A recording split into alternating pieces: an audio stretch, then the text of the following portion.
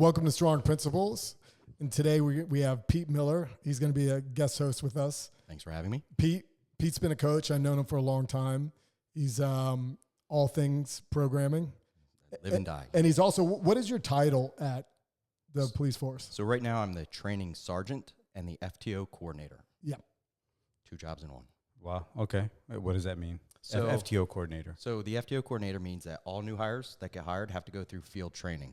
I'm the one who sets up their mini academy, which is about a month of training, and then all 4 phases of their training. So it's me who has to assign the trainer to them, make sure they're getting the job done, and make sure they're ready for solo officer. Oh, okay. Okay. Yeah, I think one of my buddies is actually going to be that in another city. It's a lot of work. Yeah. And then on top of that, I'm the training sergeant, which means I set up all of the training for the agency, which is all our high liability stuff. Like we just did an active shooter training, which was a lot of logistics, and it took 3 weeks to get through. Oh, geez. Okay. Yeah, Pete, there's very few people that dive into and geek out and nerd out as much on programming as I do. This is one of them. Pete's the guy. Yeah, he's the one. We go back and forth. I know when no one else wants to talk to me, that he always will. And I'll talk his ear off. Yes. Nerdy as all hell. Okay, well, that's good. Yeah. That's good. It's good to know, right? Because our police force needs to be in shape, right? Yes, they do. Yeah. More than ever. More than ever. 100%. All right. So the first what we're going to cover today is the difference between machines and free weights, the pros and cons, and which is better. Because a lot of people don't ask that a lot of times, and you'll see people you're using machines, and there's arguments online and whatever's going on. But we can dive into first what machines and free weights and what does that mean. Now, when we say so, I understand like free weights. Obviously, we're talking about dumbbells, barbells. But when we're talking about like machines, do we mean like TRX systems? Or are we talking about like just like the just machines, like cables? Yeah, I would say like TRX is suspension cable. So I would say that's more on the free weight side, the calisthenic side. So when we say free weights, we're talking about barbells, dumbbells, kettlebells, sandbags, kind of like everything that's not fixed in a machine. And when we say machines, you're talking about something you either sit in or you use that puts you in a fixed plane. For me, the best way would be Planet Fitness is machines. A lot. You go in, it's all machines. They're all set up. You sit in it. It gives you an instruction how to do it, and you just move in one plane. Got it. Okay. So a normal Globo gym. Okay. I got Yeah. you. So the first thing I want to start out with is that I like machines. So it's not, I don't have anything against machines, especially if they're used simultaneously with free weights. And it's kind of like, it's just a part, because they're all tools. They're just really tools and stuff. But the thing I would say, we'll jump into some of the cons of the machines, is it's a fixed plane. So you're kind of fixed. And so it's going to make your body adapt to how it moves a lot of times. And that could be good on some realms, but a lot of times what happens is when you only use machines, you stop moving sequentially. And what I mean by that is it's only a body part. So a lot of times when you move, like for instance, if you do a clean or you're picking something off the ground, the big movers, like your legs, start to produce the force. So then it starts to move, and then your small, like arms come in and pull you underneath a bar or help you lift up. What happens with a machine, it stops the sequential movement of what's natural, because it's kind of like, I don't want to say it's unnatural, but it's so fixed that you tend to be almost like robotic, and you might start using your small movers first. And so you become basically less athletic if you use them too much. They could be intertwined, but a lot of times I see when people only use them, then you start seeing them move like that. So when I first joined, it was a Globo gym, and it was in Sebastian, and they had the best shoulder press machine ever.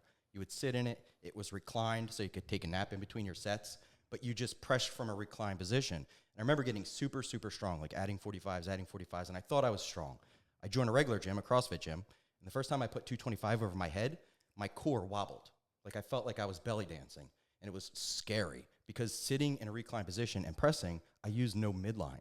So it was great for the press, but I wasn't building everything else. Yeah, Pete picks up a great point. So what happens, like with free weights, there's like a systemic load that's on top of your body, that whatever you're doing with it, that machines take that away. And so when you're in a machine, you don't have to create tension throughout the whole body. So in that scenario, right? Yep.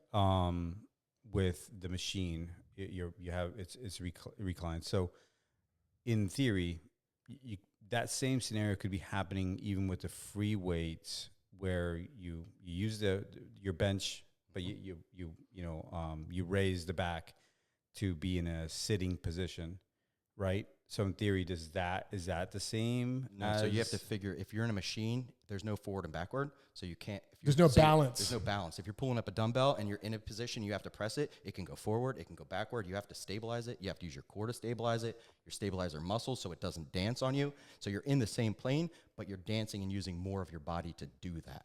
Okay, that makes sense. Yeah. So, and that's really important. So let's go ahead and take, you can take a bench press or a back squat.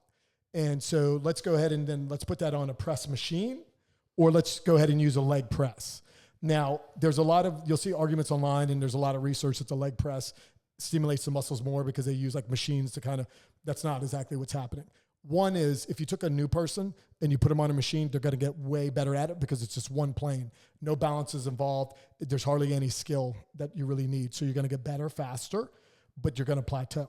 And the same thing with the press machine. But go ahead and take a person that could squat in the 400s or bench in the 400s and put them on a machine. They're going to be able to move the machine with no problem. But you take the opposite, the person that only leg presses or the person that only does press machine, and then you have them do a free weight. Now you got all kinds of problems going on. It doesn't transfer over. It only goes one way.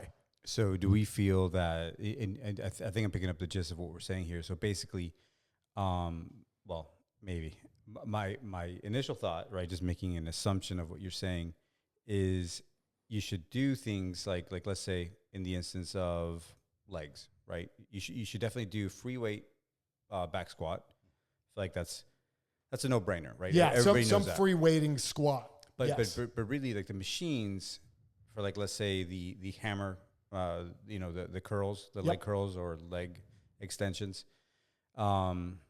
In those scenarios, really, there should be more accessory work, like to finish you off. Correct. So like your big compound movements, and then you go into machines, you'll be great. And also, like, a lot of times your dynamic movements, like even moving fast, machines tend to be so fixed, it doesn't transfer over to athletics. Now, I'll throw in some positives with machines. If there's injuries or someone has like limitations, they're great to like go, or they're a beginner, they're really good to go on, or someone that's really advanced that's adding them in. The machines are great to use. Yeah, and I've always felt like machines were a really good introduction, like that gateway drug to working out. Yes. You come in, it's safe, you sit down, it has an illustration of exactly what you need to do. You're only moving in a single plane, so it's not dangerous. So the people who don't really like to work out can get introduced to working out, and then they start to get addicted to it. Yeah, if you grab somebody and they mostly only use machines and you ask them to move around and do athletic, you can kind of see. Because you use machines too much, you get fixed in that positions, and you move like a machine. Yes. And I can tell you, when I put that 225 over my head, I thought I was going to be the first person to ever die by shoulder press, because my whole stomach wobbled, and I was like, I think I just burst my insides because I had no midline. Yeah, I could see that. It's almost like getting a, the hell's it called?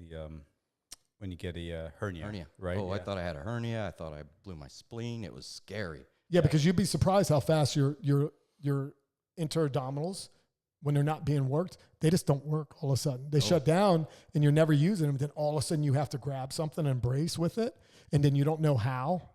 There's something to having a load on the body, like systemically and peripherally. It's a big signal.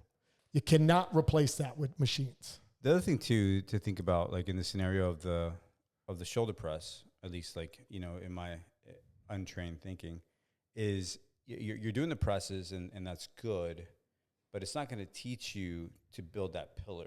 No, right? No, not at all. Like, it's not going to make sure that your armpits are facing out, right? Yep. And make sure that you're pushing up. Correct. Yeah. And it's not going to make sure that you're stable, you're all in line. It's not going to point out like issues that you have in mobility that you need to work on, because it kind of covers those up. But like, let's jump into a positive. So let's say you're doing a bodybuilding show or you would use machines so you don't have that big peripheral and systemic fatigue. So then you can like function or like work on the body parts and focus on them to grow and not worry about getting tired because you got a big heavy bar on top of you. So that's where those come into play. But let's even like dive into a little bit about like coaches. So coaches and like trainers that use, and they're like at gyms that there's a lot of machines. And then all of a sudden they come to a facility that there's no machines. their library is real short, and then all of a sudden they don't know what to do. But you take a coach that mostly does free weights and has a good library of exercises, and you bring them to a gym where there's machines, it's like a holiday to them. Easy. Okay. Yeah. Why do you think that is? Well, because they already understand movement patterns, and they understand how to work with objects. And then also you sit them down and it's like, oh, well, I'm going to do a press. Let's just we can use this press machine. But I can guarantee they won't use machines that much. Just imagine you're taking them from calculus and then they're going to basic math. Yeah. And that's basically it. Yeah, 100%. That's a good analogy. I like that. Okay. That makes sense. All right. Yeah. Yeah. But I like machines incorporating. And like, we don't have many here, but I don't have any problems with machines, but it's when people use them and that's almost all they use. Now you got an injury or limitation, but you got to think too, it's like they're fixed. There's 6 functional movement patterns that you want. You need to be able to squat and sit down. You need to be able to press, horizontal, vertical, pull, carry, and hinge. You got to get those, and then focus on those, and then you could work in some machines that are kind of a little more fixed. Because a lot of times you want to remember, machines are almost like single joint a lot of times. They're almost like doing a curl close to it because it's so fixed, or just your chest by itself. So what are your thoughts on, and maybe we're getting too far into the weeds with this question, but like, let's say a hack squat versus like a regular squat. An hack squat's a good machine. It's a good machine. It's still not the same as you have to balance your body, because you're using the hack squat machine as far like the weighted pendulums. You're still using it to keep you balanced. Soon as you start taking away some of the balance that the body needs to have to create tension, to stabilize, you're going to lose some of the signaling. So the best way for me to describe it would be, say I build a workout for you and you want to do legs. So I'm going to have you back squat first. Well, back squat is very taxing on your central nervous system, your whole body. It's a whole body exercise. But we need to get extra volume into your quads. Well, I'm going to have you get on a hack squat, which is going to be based, it's going to have a plane, and now you're just literally just hitting quads. So I'm getting more volume into your quads without having to worry about you get injured, beat up your central nervous system, but I'm just getting volume to one spot for you to build muscle. Got it. So if you're a beginner, it's, and you're walking into a Globo gym without trainers, right? The recommendation would be to basically use free machines at first, get your feet wet. Yeah, that's a way to start. Okay. But you don't want to stay too fixed on it. Like, to be honest, like what I would do would say I was a trainer within a gym, or I was someone that bought a program online. I would still use like the most basic form of the movement patterns, like a goblet squat to a bench, and like kind of work on that, and then go to my machines. Because you don't want to lose that movement pattern. Okay. It's almost like you become stiff. Correct. Very much so. Yeah. Okay. And that makes sense. All right. I don't know. We got anything else on the machines? I'm sure I could talk for an hour on machines. Machines are great. Cables are great. We use them all the time, and machines are really good when they're incorporated in there. Yes. But like a lot of times, what you tend to see people, and I don't know too much about like as much as like trainers that would do that, but like a lot of times people go in there and they use the machines because one, you can just kind of look on the machine and it tells you how to do it, and so they get fixed and they just kind of keep on using machines. Yeah, I mean, it makes sense to me, right? Because like in theory, like no matter what you do.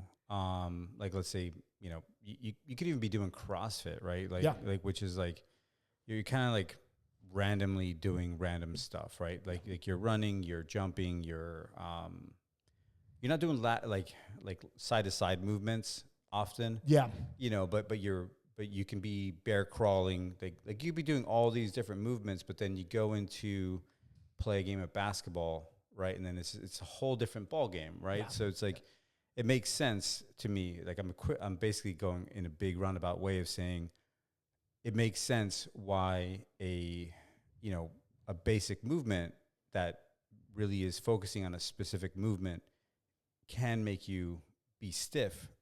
Just like if you only worked out by doing bench press and squats and don't do anything else, right? Like if you don't run, if you don't every now and then, right? Vertically pull, horizontally pull. Do a burpee. Do deadlifts. Do cleans. Do jerks. If you don't do all those things, then essentially you could become that, right? 100%. So like Well, I mean, it could happen to you with free weights too, to a certain extent, but it's even worse with machines. There's a rigidity that builds up in the body, and machines will do that even quicker than free weights. But it's all in the programming, and even like with the free weights, you still want to have rotational movement, kind of like fluidity movement, so you don't build up that rigidity. But if machines would do that even quicker. Yep. No, that makes sense. All right. All right, that's a good one. Good. All right, ladies and gentlemen, thank you.